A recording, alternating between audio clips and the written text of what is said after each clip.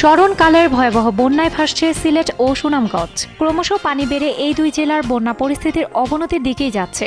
এমন পরিস্থিতিতে বানভাসী মানুষের পাশে দাঁড়ানোর আহ্বান জানিয়েছেন দুই বাংলার নন্দিত অভিনেত্রী জয়া আহসান। ভয়াবহ এই বন্যার ছবি ও ভিডিও দেখে শিউরে উঠেছেন বলেও জানিয়েছেন তিনি।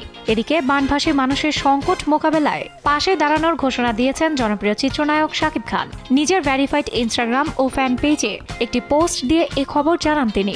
এ সময় একটি ইমেইল আইডি যুক্ত করে নিজেদের সামর্থ্যের মধ্যে থেকে সবাইকে বানভাসী অসহায় মানুষের পাশে দাঁড়ানোর আহ্বান জানান তিনি।